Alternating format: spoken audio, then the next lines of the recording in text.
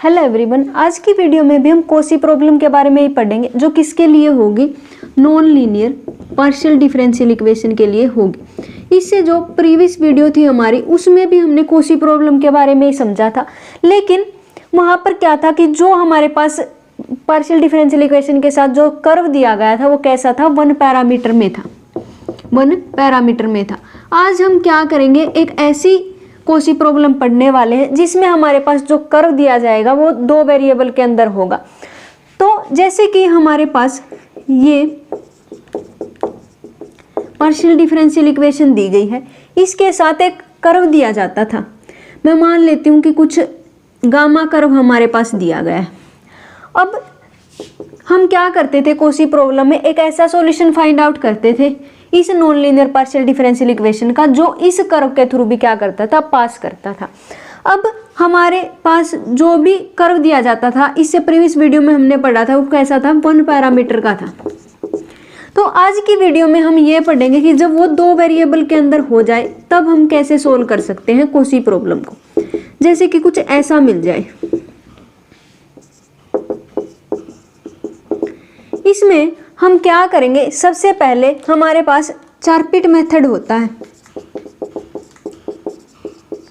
तो यहां से हमारे पास 5 टर्म आती हैं। 5 टर्म कौन सी थी, dx upon f p is equal to dy upon f q is equal to dz upon p f p q f q is equal to minus d p f x plus p f z, और साथ में कौन होता था, f y plus q f z, कुछ ऐसा होता था। तो सबसे पहले हमारे पास जो भी कर्व दिया गया है, हम क्या करते हैं, इस s की जगह 0 पुट कर देते हैं। x को 0 पुट करने के बाद क्या होगा, x0t, इसको तो हम मानते हैं r1t।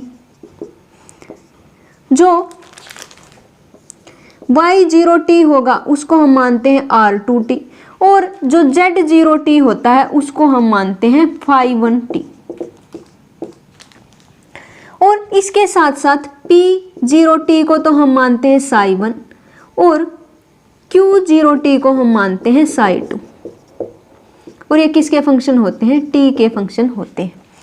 अब और इसके साथ साथ हम एक और टर्म लिखते हैं यहाँ पर s, ds, और सारी टर्म को इसके इक्वेट करते हैं बारी बारी से। अब यहाँ से हमारे पास आती हैं 5 डिफरेंशियल इक्वेशन। कुछ ऐसा बनेगा कि dx अपॉन एफ पी, इसको मैं ds के इक्वल पुट करूंगी, फिर इसको ds के इक्वल पुट करूंगी, इसको ds के इक्वल पुट करूंगी, और इसको ds के इक्वल पुट करूंगी। तो यहाँ से मैं क्या कोशिश करती हूँ कि किसी तरीके से मेरे psi1 और psi2 की वैल्यू फाइंड आउट हो जाए। और इन psi1 psi2 की वैल्यू फाइंड आउट करने के लिए हमारे पास 2 और इक्वेशन बनती हैं। हम क्या करते हैं, x की जगह पर क्या पुट कर देते हैं, r1, y की जगह r2, और z की जगह हम क्या पुट कर देते हैं, phi1 पुट कर देते हैं, क्योंकि हमने z0t को हमने क्या माना है, phi1 माना है। और यहाँ पर हम पुट कर देते हैं psi1 और psi2। और इसके साथ साथ हमारे पास एक और इक्वेशन होती है कि हमारे पास z किसका फंक्शन है, वो z s और t का फंक्शन होता है। s को हमने 0 पुट कर दिया। अब मैं क्या करना चाहती हूँ, इसका t के विद रिस्पेक्ट टू डेरिवेटिव करना चाहती हूँ। तो dz अपॉन dt किसके इक्वल होगा, dz अपॉन dx, क्योंकि z किसका फंक्शन है, z x और y का फंक्शन भी है।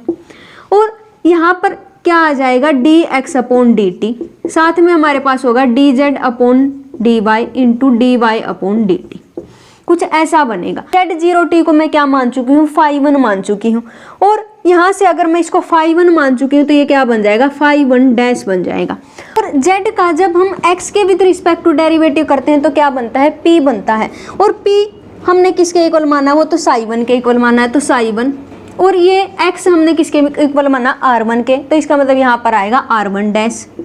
और साथ में हमारे पास z का जब y के विद रिस्पेक्ट टू डेरिवेटिव करते हैं तो बनता है q, और q को हमने किसके इक्वल माना, psi2 के इक्वल माना, तो यहाँ पर कुछ ऐसा आ जाएगा। और dy अपॉन dt, y को हम मान चुके हैं r2, तो यहाँ पर क्या आएगा, r2 डैश आएगा। तो यहाँ से और यहाँ से हम क्या करते हैं, psi1 और psi2 की वैल्यू को तलाश करते हैं। तो इस तरीके से हम सोल्व करते हैं कोसी प्रॉब्लम को, जब हमारे पास जो भी कर्व दिया जाता है वो 2 पैरामीटर में आ जाता है, तो s और t। तो इसको हम एक एग्जाम्पल की हेल्प से समझने की कोशिश करेंगे। अब हमारे पास एक non linear partial differential equation दी गई है ये, और इसके साथ एक कर्व दिया गया है z is equal to 0 on x squared plus y squared is equal to 1। सबसे पहले हम क्या करेंगे, इसको पैरामीट्रिक फॉर्म में बदलेंगे। तो z तो हमारे पास 0 के इक्वल है ही, हम क्या करेंगे, इसको पैरामीट्रिक फॉर्म में बदलने के लिए क्या करेंगे, हम जानते हैं कि cos square T plus sine square T किसके इक्वल होता है, 1 के इक्वल होता है। तो मैं x को तो cos t मान लेती हूँ और y को क्या मान लेती हूँ, sin t मान लेती हूँ। और ऐसा करने के बाद मैं क्या करती हूँ, चारपिट मेथड से हमारे पास आएंगी 4 टर्म्स। तो देखते हैं कि D x upon f P, P के विद रिस्पेक्ट टू इसका डेरिवेटिव क्या बनेगा। सबसे पहले मैं इसको एफ बना लेती हूँ, एफ क्या होगा, p squared q squared minus 1 is equal to 0। ये हमारे पास क्या बन जाएगा, ये बन जाएगा एफ। अब इसका p के विद रिस्पेक्ट टू डेरिवेटिव करना तो 2p बनेगा, और उसके बाद क्या बनेगा, dy upon f Q, Q के विद रिस्पेक्ट टू इसका डेरिवेटिव कुछ ऐसा बनेगा, dz upon p f P होता है 2p square plus 2q square, और साथ में यहाँ पर होता है dp upon F x, x यहाँ पर है नहीं, z भी यहाँ पर नहीं है, तो यहाँ पर आएंगे 0। और हम क्या करते थे, इसको ds के इक्वल मान लेते थे। तो यहाँ से क्या बनेगा, dx अपॉन 2p किसके इक्वल बन जाएगा, ds के इक्वल बन जाएगा। मैं क्या करूँगी, इसको तो यहाँ पर ले जाऊँगी ds, और यहाँ पर आ जाएगा 2p, और dy अपॉन 2q, यहाँ पर भी ऐसा करूँगी, इसको ds के इक्वल पुट कर दूँगी, ds के इक्वल पुट कर दूँगी, तो यहाँ पर हमारे पास क्या बनेगा, ds is equal to 2q बन जाएगा। अब यहाँ से p square plus Q square किसके इक्वल है, 1 के इक्वल है। तो हम क्या करेंगे, 2 कॉमन लेकर के p square plus Q square किसके इक्वल है, 1 के इक्वल है। तो इसका मतलब यहाँ पर क्या आ जाएगा, 2 आ जाएगा। तो हम क्या करेंगे, dz अपॉन ds वो किसके इक्वल हो जाएगा, 2 के इक्वल हो जाएगा। और यहाँ से dp अपॉन ds वो किसके इक्वल होगा, 0 के इक्वल, और dq अपॉन ds किसके इक्वल होगा, 0 के इक्वल होगा। अब हम क्या करना चाहते हैं, यहाँ से x0t को हम क्या मान लेते हैं, cos t मान लेते हैं, और उसको हम क्या मानते थे, r1t मानते थे, और y0t इसको हम मान लेते हैं sin t, इसको हम मान लेंगे r2t, और z0t इसको हम मानते हैं 0, क्योंकि यहाँ पर z0t क्या दिया गया है, 0 ही दिया गया है। इसके साथ साथ हम क्या मानते थे, p0t को हम मानते थे psi1, और q0t को हम मानते थे psi2। और क्या करना चाहते थे, हम इस psi1 और psi2 की वैल्यू ही फाइंड आउट करना चाहते थे। और हमें पता है कि जब मैं r1 r2 psi1 psi2 इनकी वैल्यू यहाँ पर पुट करती थी, तो इस इक्वेशन को क्या करते थे, सेटिस्फाई करते थे, क्योंकि हमारे पास एक इक्वेशन आई थी r1 r2 psi1 psi2, और यहाँ पर हमारे पास आया था phi t, वो किसके इक्वल था, हमारे पास 0 के इक्वल था। तो इसका मतलब जब मैं इन सारों की वैल्यू इस इक्वेशन में पुट कर दूंगी, तो ये इस इक्वेशन को क्या करेगा, सेटिस्फाई करेगा। पुट करके देखती हूँ, अब यहाँ पर x y z तो है नहीं, तो इसका मतलब बस psi1 और psi2 ही पुट करने होंगे। तो क्या बनेगा, psi1 squared plus psi2 squared is equal to 1 बन जाएगा, क्योंकि p0t किसके इक्वल है, psi1 के, p square psi1 square, q0t किसके इक्वल है, psi2 के इक्वल है, तो q स्क्वायर किसके इक्वल बनेगा, psi2 स्क्वायर के इक्वल बन जाएगा। और यहाँ से हमारे पास क्या आ जाएगा, psi1 squared plus psi2 squared is equal to 1 आ जाएगा। एक इक्वेशन ये आ जाएगी, और इसके साथ साथ हमारे पास एक इक्वेशन ये भी आई थी, psi1 r1 dash plus psi2 r2 dash. अब यहाँ पर था phi डैश, phi हमारे पास क्या दिया गया है, phi तो हमारे पास दिया गया है 0, इसको हम मानते थे phi, तो यहाँ पर आ जाएगा 0। और psi1 हमारे पास क्या है, psi1 तो हमने कैलकुलेट करना है, r1 हमारे पास क्या है, cos t, इसका डेरिवेटिव क्या बनेगा, माइनस sin t बन जाएगा। और यहाँ पर है psi2, और r2 हमारे पास क्या है, sin t, और sin t का डेरिवेटिव क्या बनेगा, cos t बन जाएगा। तो कुछ ऐसा बन जाएगा। यहाँ से हमारे पास क्या बन जाएगा, psi1 sin t किसके इक्वल आ जाएगा, psi2 cos t इसके इक्वल आ जाएगा, क्योंकि यहाँ पर नेगेटिव है, इसको इस तरफ ले जाऊंगी तो पॉजिटिव बन जाएगा।